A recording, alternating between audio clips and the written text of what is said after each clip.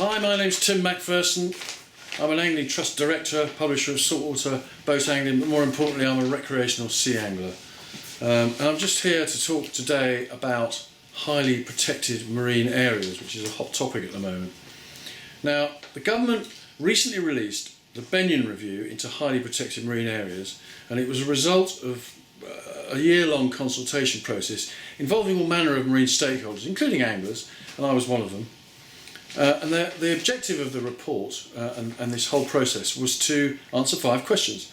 What are they? What opportunities and challenges do they present and create? How should government select them? How will they work? And finally, how are they going to select 5 pilot areas to see how those can work?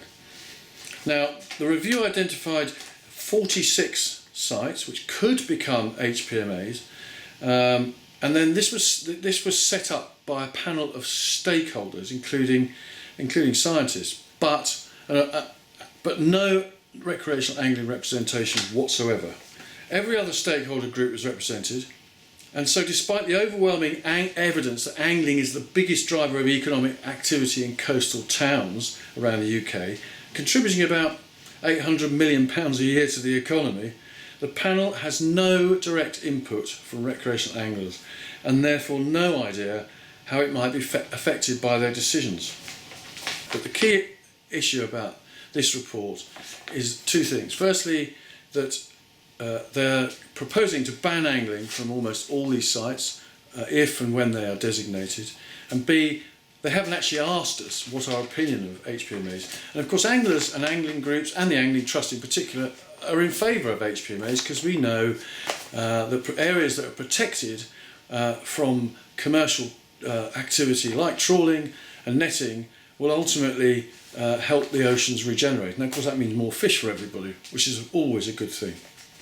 Now, as a result of this, the Angling Trust has published its own response to the report, and you can find that on www.anglingtrustcampaigns.net. It's very comprehensive, and it sets out exactly why this report is flawed, but more importantly what they should have done and could do, and some of the science behind it, and including information that if they consulted with anglers they would have found out. So what the Angling Trust are doing is asking everybody who's an angler to get active and campaign to have this report changed. And you can do that by writing to your MP or writing to the Environment Secretary George Eustace, and details of how you can do that are on the Angling Trust website. But let me just quote from their report. The Angling Trust has highlighted flaws in the Benyon review where both recommendations and methodology were at odds with their stated objectives. And far from the use of best available evidence, the review cherry picks from studies that confirm the already published views of the panel members. In other words, they came into it with a pretty closed mind. Rather than adopting principles of transparency and early continuous engagement with a range of stakeholders, important partners such as recreational anglers were excluded from membership of this panel. And I mean, our concerns are not even referenced in the final report. If you read it, you have to get to page 66 before you get any reference of angling, and then all they talk about is how damaging angling is when we're putting fish back. Now, 80% roughly of the fish that sea anglers catch are put back, and there's no evidence to suggest that there's any damage to the majority of those fish. But in this report, they claim there is.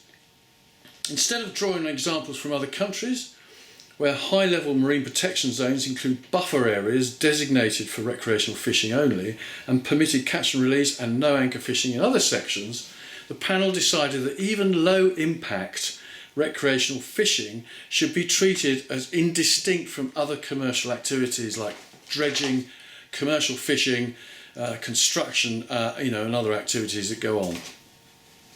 This is absurd and disappointing, and what the Angling Trust have set out in their response is a rational way forward that will deliver marine conservation objectives, improve stakeholder engagement, reduce economic damage to coastal communities, and provide a network of willing volunteers, anglers, to aid compliance and insist enforcement. We are the people who can tell you what's going on and help aid any sort of transgressions, particularly from unscrupulous commercial fishing operations.